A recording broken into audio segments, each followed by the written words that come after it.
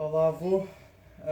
Vamos então continuar a nossa reflexão, sendo que da última vez falámos sobre o pássaro a cantar e vamos tentar seguir aqui um rumo Sim, contínuo. o facto de termos falado sobre o pássaro a cantar não significa que tenhamos que chegássemos ao fim da reflexão sobre isso, porque de facto, para além do que se disse, há muito mais ainda para dizer que servirá certamente de complemento ao que já foi dito. Mas estava neste momento a pensar, e isto também a propósito do pássaro que canta, o pássaro que não entra em conflito com os outros pássaros, não vai com certeza que mais de um pássaro vai dizer, tu cantaste aquilo, cantaste mal, eu canto melhor do que tu. Nós humanos é que levantamos esses problemas todos, não é? Por isso o pássaro tem muito para nos ensinar, embora sem usar o raciocínio como nós, mas tem muito para nos ensinar. Eh, Eu creio que nós temos que, de facto, para comunicar uns com os outros, de nos situarmos para além das palavras. Porque muitas vezes usamos palavras diferentes, mas no fundo queremos dizer o mesmo. E depois entramos em choque uns com os outros. Você disse isto, você disse aquilo, não foi essa a minha opinião, mas eu não disse bem assim. E se aprofundarmos o assunto, chegamos à conclusão que as pessoas queriam dizer o mesmo, mas que estavam ali em conflito uns com os outros.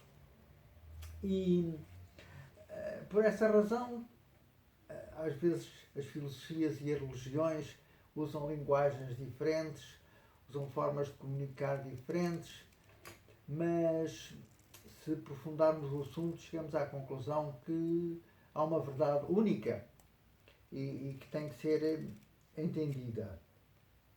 É, os mestres do sufismo, os mestres sufis, gostam muito de usar determinadas histórias para ilustrarem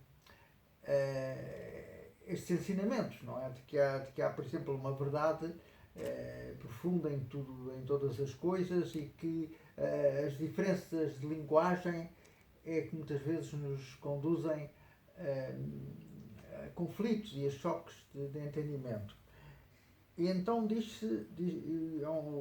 há uma parábola sufi, uma parábola que apresenta esta questão da seguinte maneira: quatro pessoas de nacionalidades diferentes decidiram fazer uma viagem juntos. Era um grego, era um árabe, era um turco e um persa. E a certa altura sentiram sede, mas só tinham uma moeda. E cada um pensou no que é que havia de comprar com aquela única moeda para poderem satisfazer a sua sede. O persa disse: Olha, vamos comprar angur.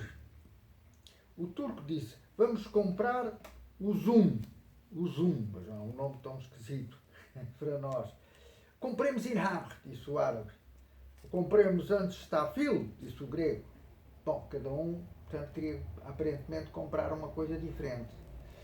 Mas passou por ali um especialista em línguas, ouviu aquela conversa e percebeu que todos queriam comprar um cacho de uvas, porque cacho de uvas era dito daquela maneira nas suas línguas. Era diferente. Então pediu-lhes a moeda, comprou um cacho de uvas e todos ficaram satisfeitos, porque embora pensassem que queriam coisas diferentes, na verdade todos estavam a pretender comprar um cacho de uvas. Ora, isto prova realmente que nós, já tínhamos dito isso, muitas vezes queremos dizer o mesmo, mas usamos formas de expressão diferentes e embora possamos usar até a mesma linguagem, no caso falarmos apenas português ou inglês ou francês, nem por isso falamos a mesma linguagem. A língua pode ser a mesma, mas as formas de expressão e de comunicação são diferentes. As palavras adquirem para nós, para cada um de nós, às vezes conotações diferentes. E criamos também a nossa linguagem pessoal. É por isso também que muitas vezes as pessoas entram em conflito com os conceitos de Deus, ponhamos. O que é Deus, não é? As pessoas definem Deus de diferentes maneiras, não é? A palavra em si parece que vem do latim dia, que significa dia, do dias dei, que deu também dia. Portanto, dia é claridade, é luz. E Deus sempre foi associado à ideia de luz. Mas eu fiz a experiência uma vez e perguntei a uma criança o que é que ela entendia que seria Deus. Olhou para mim e disse, Deus é um homem muito grande, com umas grandes barbas, fica muito zangado se as pessoas fazem maldades, fica muito contente se as pessoas praticam o bem, fazem coisas bem feitas, ele fica muito contente. Eu achei graça, porque era a ideia que a criança tinha de Deus, uma concepção antropomórfica, não é? Deus, um Deus com aspecto humano, mas não é só a criança que tem essa concepção. Nós sabemos que muitas pessoas veem Deus como um homem muito grande, com umas grandes barbas, portanto a criança afinal não era uma exceção. Mas depois perguntei a uma pessoa que, enfim, já adulta e com uma certa capacidade de abstração, o que é que ela achava que seria Deus. Respondendo, para mim, Deus é uma luz imensa, uma luz muito poderosa, uma luz que excede todas as outras luzes, que chega a todos os pontos do universo, não há um único recanto do universo que não seja iluminado por essa luz poderosíssima e tal. Bom, eu já tinha uma concepção diferente. Continuei com a minha investigação e perguntei a outra pessoa, olha lá, o que é que você acha que Deus é, não é? Deus, olha, é um centro do universo à volta do qual tudo gravita. Os planetas gravitam em volta do Sol, o Sol gravita em torno de uma estrela mais poderosa, essa estrela mais poderosa gravita em torno de outro centro mais poderoso e assim sucessivamente até que há um centro único, à volta do qual todas as galáxias, todos os sistemas do universo gravitam. É o centro, mas que já não gravita à volta de nada. Tem lógica, não há dúvida nenhuma que isso é capaz de ser verdade. Há um centro poderoso à volta do qual tudo gravita. Realmente é assim. Portanto, cada um sentia e via Deus à sua maneira. E nós, que ideia que temos? Diz que um dia um homem interrogou Buda sobre Deus e sobre a existência de Deus. Perguntou a Buda, Deus existe? E o Buda disse, não existe. No ano seguinte, o mesmo homem fez a mesma pergunta. Diga-me o senhor se Deus existe ou não existe? Existe, sim, existe. Desta vez a resposta foi contrária. E no ano seguinte voltou a fazer a mesma pergunta, mas desta vez o Buda já não respondeu nem que sim, nem que não. Sorriu-se. Então o homem ficou-se um bocado atrapalhado. Então, mas o senhor não sabe nada a respeito de Deus. Há 2 anos perguntei-lhe se Deus existia, disse que não. Depois, no ano seguinte, perguntei-lhe se Deus existia, disse que sim.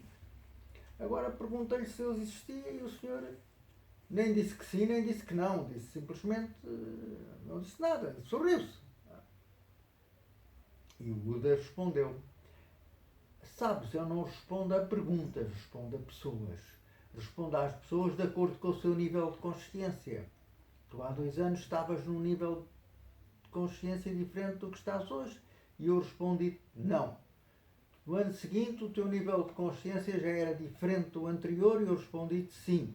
E agora o teu nível de consciência também mudou, porque nada é permanente. Eu nem respondi sim, nem respondi não. Limitei-me a sorrir. Bom, e é assim, efetivamente, o que se deve fazer. Nós temos que responder às pessoas. Muitas vezes as pessoas vêm para nós com determinadas perguntas, nós temos que explicar às pessoas de acordo com o seu entendimento. Por isso, o próprio Cristo falava às pessoas por meio de parábolas. E quando os discípulos lhe perguntaram, mestre, mas porquê é que tu falas por parábolas? Não é? Tens que usar sempre essa linguagem. E ele respondeu, olha, para vocês eu não preciso falar de parábolas, vocês têm um determinado entendimento, conhecem os mistérios do reino dos céus, como ele disse, mas o comum das pessoas, os outros não sabem. E eu tenho que usar esta linguagem para que eles possam entender. E deve ser assim. Um professor, um mestre, deve saber utilizar a linguagem de acordo com o entendimento dos seus discípulos, dos seus alunos.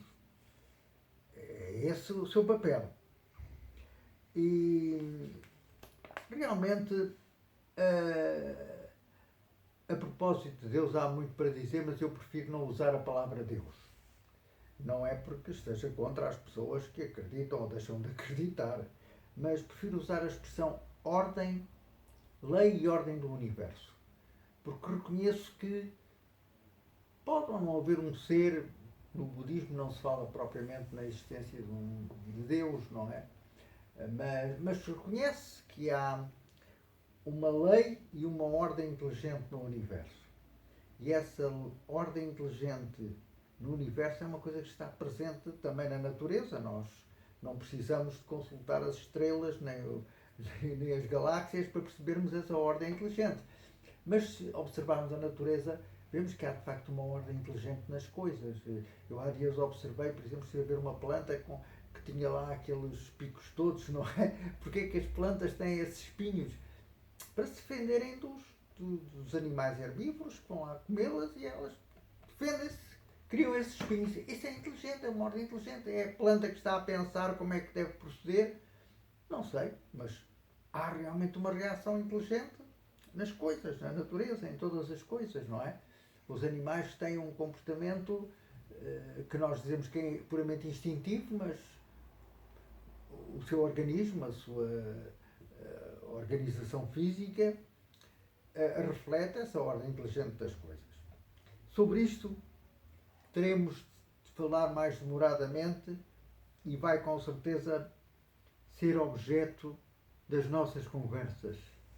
E o mais importante do que estarmos a discutir se Deus existe ou se não existe é procurarmos transformar-nos a nós próprios. E eu pergunto, essa transformação de nós próprios tem de ser assim muito demorada ou pode ser imediata? É aí que reside o problema para a maior parte de nós. Queria demonstrar que essa transformação pode ser imediata. Neste preciso instante nós podemos fazer uma transformação de nós próprios. Porque podemos mudar imediatamente a direção do nosso pensamento. E se mudarmos imediatamente a direção do nosso pensamento, já há uma transformação. Não é preciso esperar pelo dia da manhã para que essa transformação se opere. Nós podemos dizer que uma árvore demora muito tempo a crescer, que tudo demora imenso tempo, mas nós também podemos pensar que essa transformação pode ser já, agora, imediatamente. Basta que o nosso pensamento se dirija num sentido mais elevado para cada instante da nossa existência. Vamos refletir sobre isso na próxima reflexão. Passa a palavra, passa o tempo.